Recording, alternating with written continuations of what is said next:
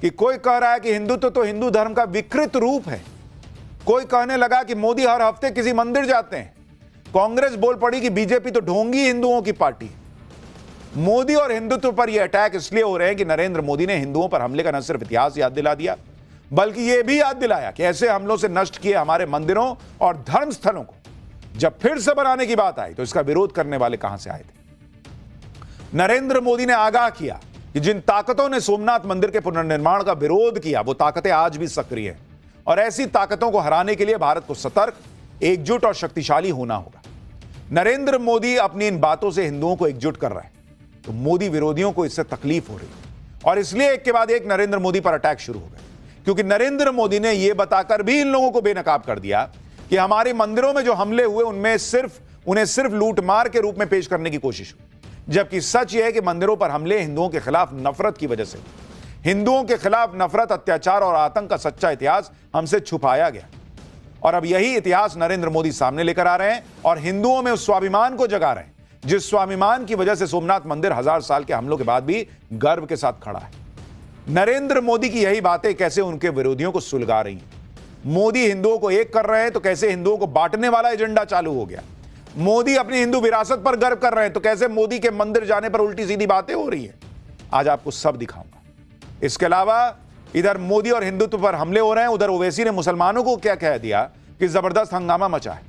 कैसे ओवैसी ने मुसलमानों के नाम पर होने वाली राजनीति में भयंकर आग लगा रखी है, सब देखिए, लेकिन पहले ट्रेलर देखिए।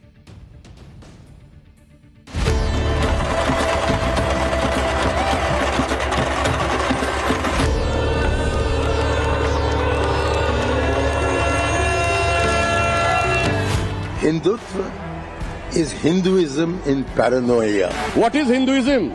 जब हिंदू भागता रहता है तो हिंदुइज्म है।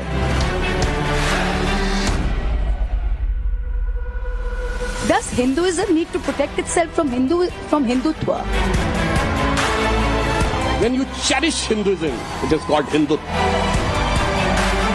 असदुद्दीन ओवैसी का ख्वाब यह है कि एक दिन आएगा इस देश में एक हिजाब पहनने वाली बेटी इस देश की वजीर आजम बनेगी।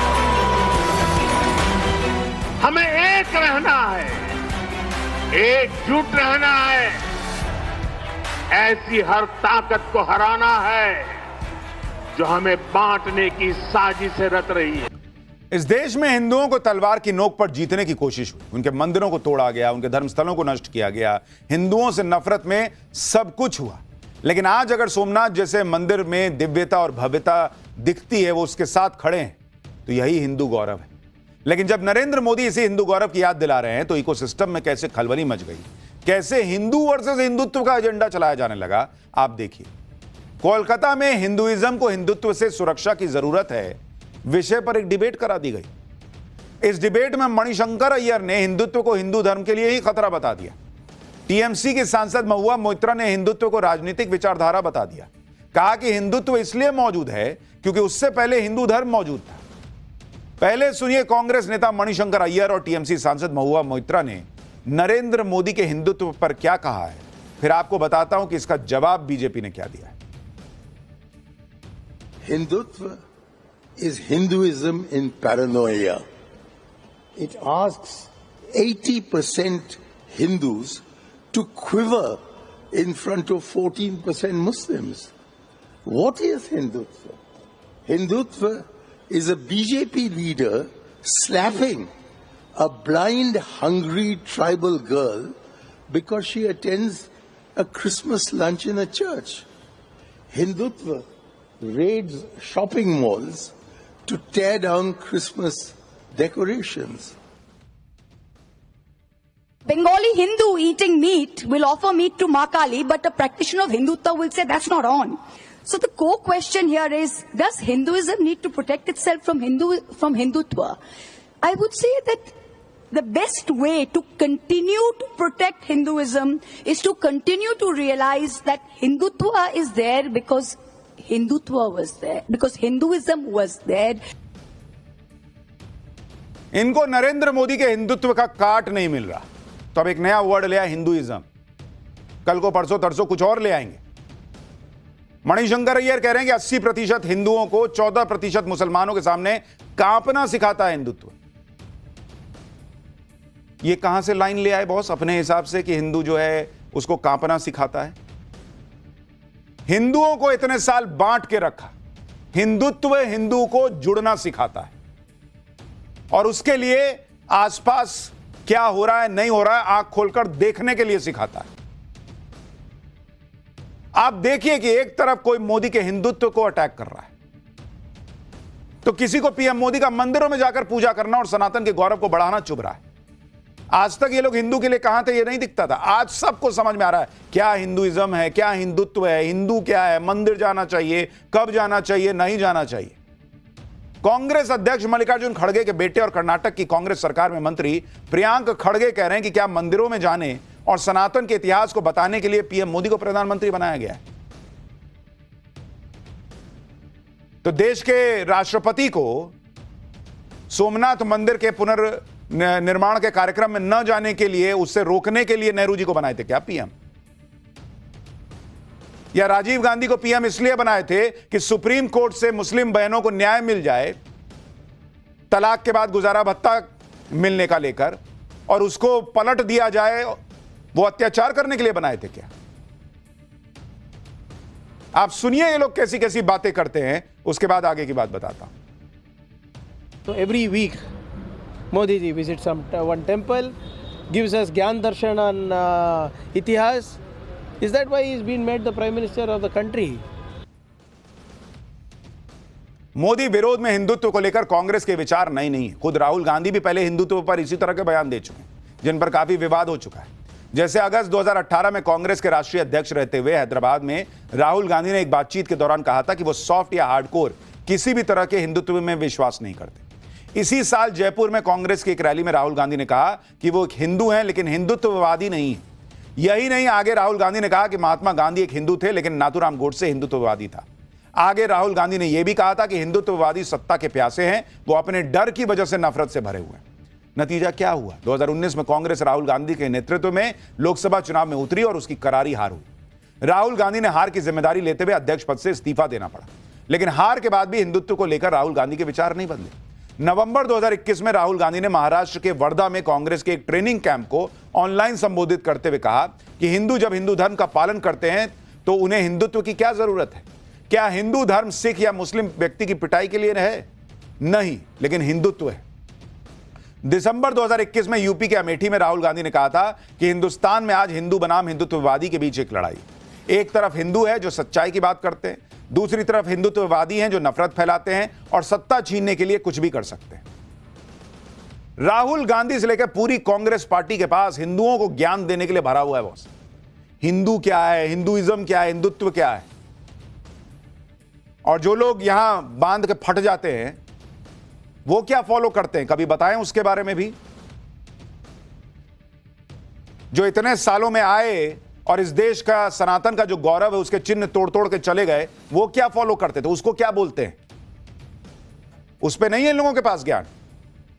हिंदू वर्सेस हिंदुत्व का एजेंडा चलाने वालों पर हिंदुत्व को लेकर हो रही डिबेट के उसी मंच से बीजेपी नेता सुधांशु त्रिवेदी ने जवाब दिया।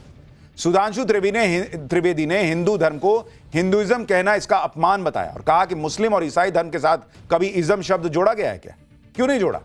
सुधांशु त्रिवेदी ने आगे कहा कि विपक्ष को आज का हिंदू इसलिए अच्छा नहीं लगता क्योंकि वो जाग रहा है। उसे डरता भागता हिंदू अच्छा लगता था, आज वाला डर नहीं रहा, भाग नहीं रहा, तो इनको दिक्कत हो रही है। सुनिए सुधांशु त्रिवेदी को। Then I would like to ask why the term Hinduism, why the ism is associated with all the religions which originated from India, Hinduism, Buddhism, Sikhism and Jainism. Never you have heard Islamism and Christianism. Ism word is being associated just to demean, and what Hindutva is, Hindu Tat. When you cherish Hinduism, it is called Hindutva. What is Hinduism? जब हिंदू भागता रहता है तो Hinduism है। ढाका से भागा, चिटगांव से भागा, सिलहट से भागा, काबुल से भागा, लाहौर से भागा, कराची से भागा, आजाद हिंदुस्तान में कश्मीर से भागा, मालदा से भागा, 24 परगना से भागा, मुर्शिदाबाद से भागा, और जो जिस शहर में रहता उस शहर के पुराने इलाके से भागा। भागता हुआ अच्छा लगता है, जागता हुआ अच्छा नहीं लगता है। सनातन को हिंदू और हिंदुत्व में बांटने का जो एजेंडा है वो इसलिए चल रहा है क्योंकि नरेंद्र मोदी ऐसे ऐसे काम करते चले जा रहे हैं जिससे हिंदू बट नहीं रहा, हिंदू एक होता जा रहा है। हिंदू समाज के अंदर वो स्वाभिमान जग रहा है जिसमें वो आक्रांताओं से 1000 साल से लड़कर भी गर्व के साथ खड़ा है। सोमनाथ मंदिर के 1000 साल के इतिहास को याद करके पीएम मोदी ने यही भाव जगाया। इसी से सनातन विरोधियों को सारी परेशानी है। पिछले 2 दिन में सोमनाथ से जो पीएम मोदी की तस्वीरें आई, वो तस्वीरें ही सनातन विरोधियों में आग लगा रही। चाहे पीएम मोदी का सोमनाथ के दर्शन करना हो या फिर ओंकार मंत्र का जाप करना हो, ये सारी तस्वीरें देखकर इकोसिस्टम हिला हुआ है। इस दौरान सोमनाथ मंदिर परिसर में भव्य आतिशबाजी भी हुई और पीएम मोदी ने सनातन के गौरव को आसमान की ऊंचाई पर दिखाने वाला ड्रोन शो भी देखा। सोमनाथ में यह जो आयोजन हुआ था उसके लिए हिंदू समाज को यह याद दिलाया गया कि किस तरह से हजारों सालों से सनातन पर हमले हुए और ये सब हमले हिंदुओं से नफरत में किए गए थे। लेकिन तब से हिंदू संघर्ष कर रहा है और विरासत को बचा ही रहा।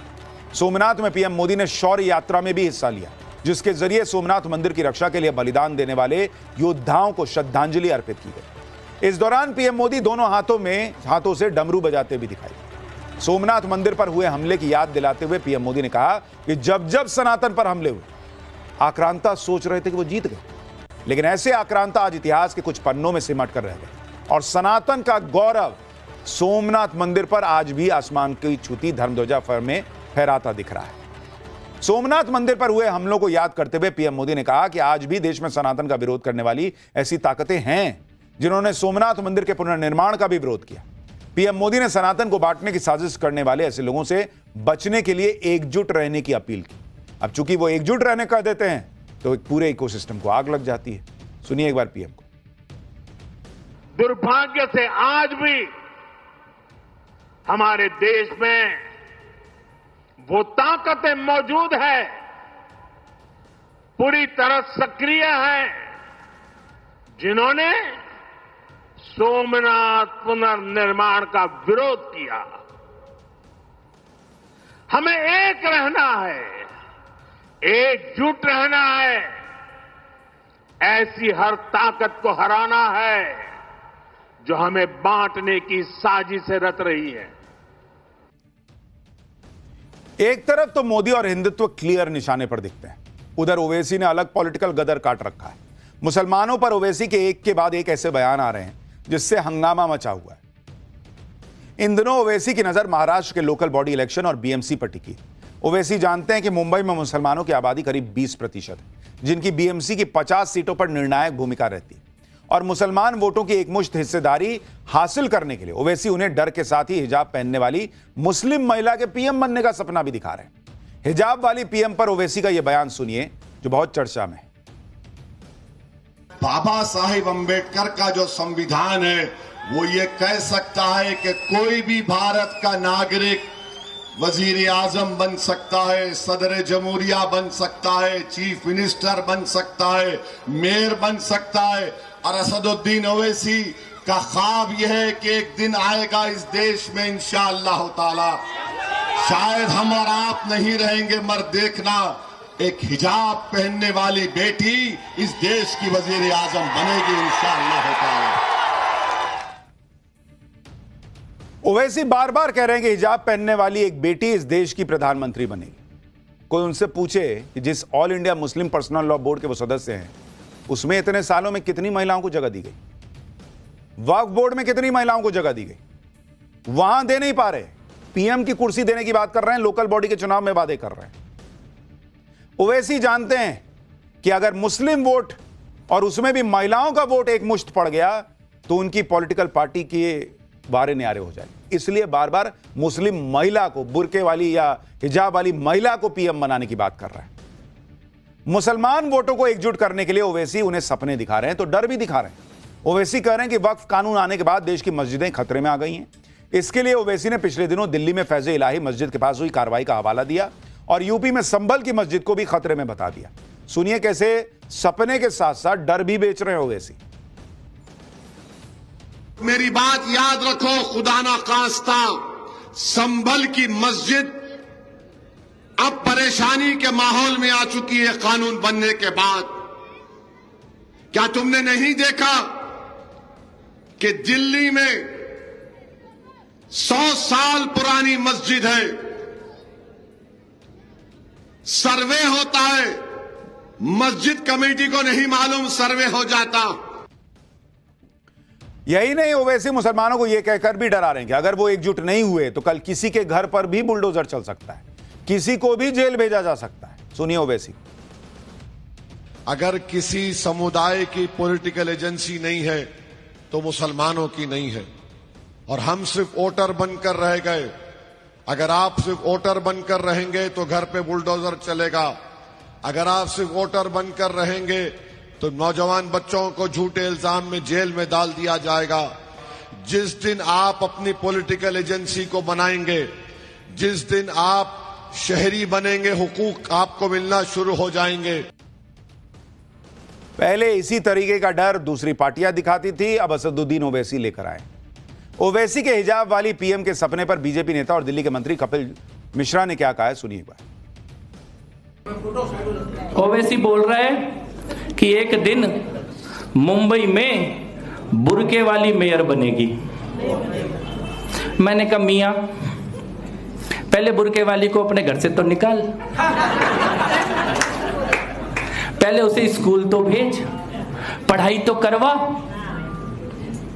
अभी तो तुमने ट्रिपल तलाक और हलाला में कुचल के रखा हुआ है, और बुर्के वाली की आंखें खुल गई तो ईरान में देख लो क्या कर रही हैं बुर्के वालियां। ईरान में देखा किसी ने क्या हो रहा है? देखा ईरान में? जिस दिन इधर ऐसा हो गया ना, उधर ओवैसी खुद ही बुर्का पहन के भागेगा उस दिन। देश की पॉलिटिक्स में बहुत कुछ चल रहा है, लेकिन मुसलमान के साथ क्या हो रहा नहीं हो रहा मुसलमान खुद देख लेगा।